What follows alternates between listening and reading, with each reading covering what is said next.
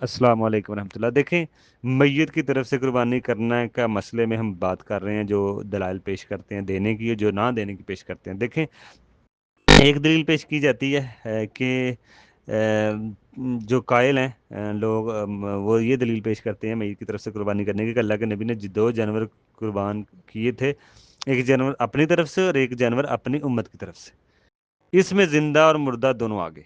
یہ حدیث تو صحیح ہے، لیکن دلیل لینے کا طریقہ صحیح نہیں ہے، کیونکہ یہ صحیح نہیں ہے کہ یہ طریقہ دلیل لینے کا صحیح نہیں ہے، کیونکہ امت کے اس لفظ میں تو آنے والے لوگ بھی آئیں گے جو ابھی پیدا ہونے والے ہیں، ٹھیک ہے نا، جو ابھی پیدا ہی نہیں ہوئے وہ بھی پھر آئیں گے امت میں، کیونکہ کوئی بھی اس کا قائل نہیں ہے کہ پیدا ہونے والے کی قربانی کی جائے جو ابھی پیدا ہونا ہے۔ دوسری بات، جو دلیل زندوں کے ساتھ مردوں کو بھی شامل کیا گیا تھا، صرف مردوں کے لیے دلیل کیسے بنے گی؟ یہ مردوں کے لیے دلیل کیسے بنے گی؟ یہ حدیث ثواب کی بات مانی جا سکتی ہے کہ آپ ثواب میں شریک کر لیں لوگوں کو۔ آپ مستقل قربانی کی بات کرتے ہیں، اللہ کے نبی نے جو قربانی کرتے تھے وہ زندہ کے لیے تھی، جو غریب لوگ تھے، صحابہ نہیں کرتے تھے، تو ایسی قربانی صحابہ سے جو ہے نا بات لیکن ملتی ہے، صحابہ سے بات نہیں ملتی قربانی کرنے کی میت کی طرف سے، کیونکہ صحابہ جو نہیں کیا کرتے تھے تو وہ ثواب کا مسئلہ ہوتا تھا، ثواب میں شریک کرنے کا مسئلہ۔ آپ مستقل قربانی کی بات کرتے ہیں، اللہ کے نبی جو قربانی کرتے تھے وہ زندہ کے لیے تھی، جو غریب لوگ تھے ان کی طرف سے، مردہ کی طرف سے نہیں۔ صحابہ نہیں ایسا عمل کرتے تھے کہ صحابہ سے ملتا ہو کو وہ انہوں نے ایسا کیا ہو، صحابہ سے نہیں ملتا، کیونکہ وہ میت کی طرف سے قربانی کرتے ہو۔ اسی طرح میت کی طرف سے قربانی کے متعلق کوئی مرفوع صحیح حدیث نہیں ملتی۔ جو حدیثیں دلیل لی جاتی ہیں کرنے کی، اس طرح سے دلیل لینا صحیح نہیں ہے، قربانی کے متعلق ثابت کرنے کی کوشش کی جاتی ہے، یہ صحیح نہیں ہے۔ دوسرا مسئلہ، صرف اولاد اپنے باپ کی طرف سے قربانی کر سکتے ہیں، یہ بھی مسئلہ صحیح نہیں ہے، صحابہ نے اپنی والدین کی طرف سے قربانی کی ہو نہیں ملتا۔ جو کہتے ہیں اولاد اپنے والدین کی طرف سے کر سکتے ہیں، وہ کہتے ہیں والد اولاد کی کمائی ہوتی ہے، تو یہ ثابت نہیں ہے۔ جو لوگ میت کی طرف سے قربانی کے قائل نہیں ہیں، ان کو کوئی بھی دلیل پیش کرنے کی ضرورت ہی نہیں ہے، کیونکہ جب کوئی انتقال کر جائے تو عمل کا سلسلہ بند ہو جاتا ہے۔ جو ثابت ہے وہی صدقہ آپ جاریہ کر سکتے ہیں۔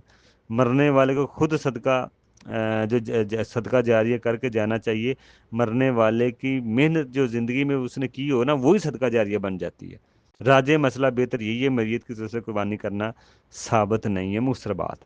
مرنے والے سے یہ ہے نا، بہتر ہے کہ بندہ خود اپنے لیے قربانی کرے۔ مرنے والے کی طرف سے قربانی کرنے سے بہتر ہے کہ بندہ خود اپنی طرف سے قربانی کرے۔ زندہ کو زیادہ ضرورت ہے قربانی کی مرنے والوں سے، اپنی طرف سے قربانی کر لیں۔ بندہ جو ہے نا اپنی قربانی یا کوئی اور نیک عمل قبول ہوتا ہے کہ نہیں، ہم کسی کے ہم بھیج رہے ہوتے ہیں، ہم صالح ثواب کر رہے ہوتے ہیں۔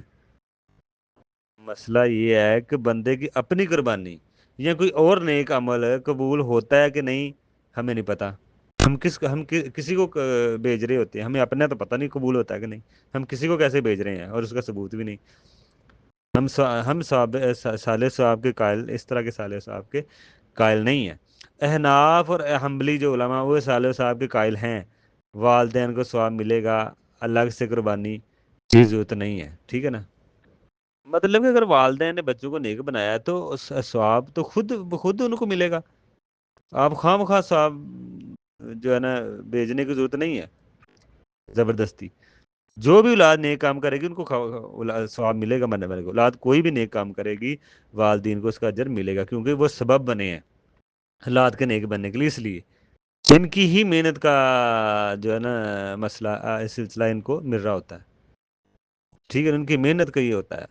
اگر اولاد قربانی کرے گی تو والدین کو اس کو ثواب ملے گا، ثواب میں تو شریک کر سکتے ہیں نا آپ اپنے گھر والوں کو، فوت شدہ کا سب کو کریں، لیکن ان کی طرف سے پراپر حصہ رکھنا، ان کی طرف سے قربانی کرنا، ہم اس پہ بات کر رہے ہیں، اس کے کوئی ثبوت نہیں ہے۔